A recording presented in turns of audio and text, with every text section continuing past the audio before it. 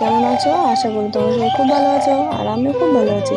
দক্ষিণ দিনাজপুর জেলার একটি ছোট্ট গ্রাম থেকে আমি বেলি তনু ব্লগে তোমাদের সকলকে অনেক স্বাগত আর অনেক ভালোবাসা জানিয়ে আজকের ব্লগটা শুরু করলাম। তো সাথেই থাকো, সারাদিন দেখতে থাকো ব্লগটা, আশা করি ভালো লাগবে।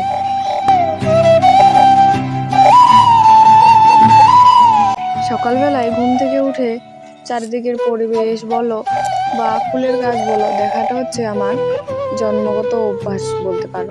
কারণ ছোট থেকে গাছপালা দেখতে বড্ড বেশি ভালোবাসি, আর ফুলের গাছ লাগাতে তো ভালোবাসি, সেটা তো তোমাদেরকে এর আগেই বলেছি। তো যাই হোক, সকালবেলা আজকে অনু স্কুল চলে গেছে। আজকে কিন্তু একটুকু জেদ করেনি বা কান্নাকাটিও করেনি স্কুল যাবে না সেই জন্য। তো আজকে কিন্তু ও চলে গেছে, আর তারপর আমি ওকে স্কুল পাঠিয়ে দিয়ে কাজে লেগে পড়লাম। তো দেখো, এখানে জুতোগুলা একদম দরজার সামনে ছিল, তো দেখে ভালো লাগছিল না, সেই জন্য একটু এদিকে নিয়ে এসে রাখলাম এক সাইডে। কারণ আমার এগুলোকে না একদম ভালো লাগে না, যদি এক সাইডে থাকে তাহলে কত সুন্দর লাগে দেখতে, আর যেখানে সেখানে থাকলে একটুকু ভালো লাগে না। তো জুতোগুলোকে জায়গা মতন রেখে আমি দেখুন নোংরাগুলোকে জায়গা মতন ফেলে দেবো।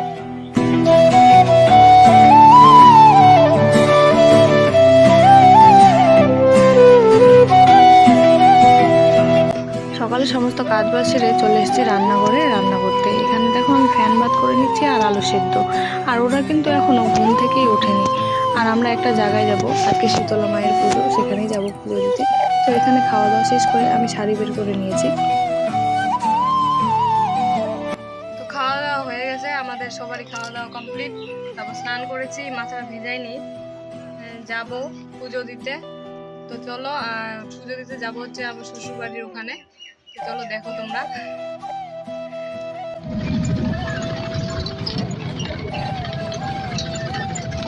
তারপর দেখো, এখানে আমরা যাওয়ার জন্য বেরিয়ে পড়লাম, গাড়িতে বসে গেছে এই যে আমাদের ড্রাইভার, আর ভাই আজকে হচ্ছে যায়নি, আমরাই যাচ্ছি। তো চলো যাওয়া যাক।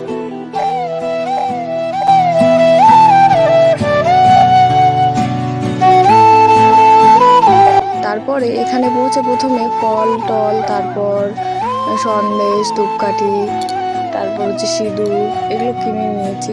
কারণ এগুলো বাড়ি থেকে নিয়ে যাওয়ার একদমই খেয়াল ছিল না, আর ফুল টুল কিছুই নিয়ে যাওয়ার মনে ছিল না। শাশুড়ি মা ফুল টুল নিয়ে গিয়েছিল, সেগুলোই দিল। কারণ মনে ছিল না, এই কারণে সকাল থেকে একটু মনটা খারাপ ছিল, সেটা অন্য কারণে। তো তারপরে এখানে আমি ওগুলো দিয়ে পুজো দিয়ে নিচ্ছি। সবাই পুজো দিচ্ছে, তো আমি পুজো দিয়ে নিচ্ছি। এখানে পুজো দিয়ে তারপর আমরা কিন্তু এখানে সারাদিনই থাকবো, কারণ পুজো শুরু হবে হচ্ছে বিকেলবেলা। বিকেলবেলা মানে একদম সন্ধ্যা হয়ে যাবে, আর আমরা ততক্ষণ এখানেই থাকবো, কারণ ডালা দেবো যেহেতু তনুর জন্য। আর এর আগে কিন্তু, মানে এর আগে না, প্রতিটা বছরই আমরা এখানে আসি। তো এর আগের বছরগুলোতে তো অনুর জন্য দিয়েছি, এবছর তনুর জন্য দেবো।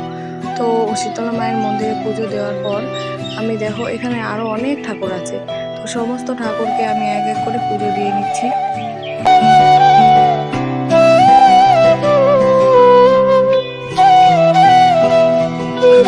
এখানকার শীতলা মা কিন্তু খুবই জাগ্রত, সবাই যা মানত করে সবই নাকি পূরণ হয় শুনেছি।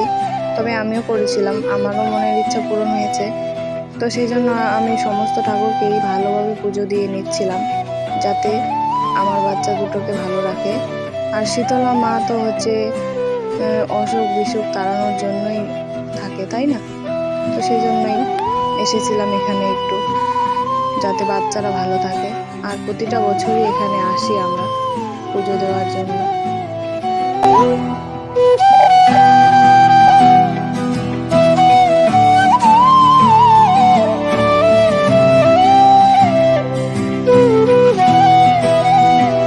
দেখো মন্দিরের চারিপাশে কতগুলো ঠাকুর আছে আরো, আর কত লোক এসেছে এখানে পুজো দেওয়ার জন্য। আর দেখো ডালায় ভর্তি একদম পুরো বারান্দাটা।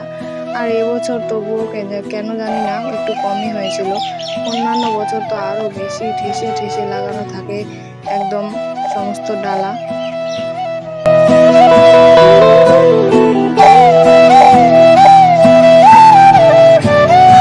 এখানে বুনু একটু ব্লগ করছিল, ভিডিও করছিল সবাইকে। তো এখানে আমার জায়েরাও আছে, এই যে আমার জায়েরা, ও আমার মেয়েকে নিয়েছিল। আর তারপর আমরা চলে এসেছি একটু এই পাশে, যেহেতু সারাদিন থাকবো। তো এটা হচ্ছে মন্দিরের পাশেই একটা নদী আছে, তো নদীর সাইডে চলে এসেছি, কারণ ওখানে খুবই গরম লাগছিল। তো একটু সাইডে থাকলে হাওয়াও লাগবে, আর যেহেতু নদীর ধারে সেহেতু তোমরা পরিবেশটা তো বুঝতেই পারছো কত সুন্দর।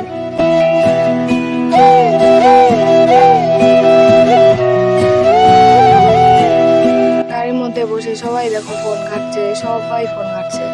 বুনু তো রিলস বানাচ্ছে আর তনু শুয়ে আছে বুনুর কোলে। আর তারপর ওরা আমাদেরকে এনে দিল কুলপি, গরমের মধ্যে কুলপি খাচ্ছে একটু।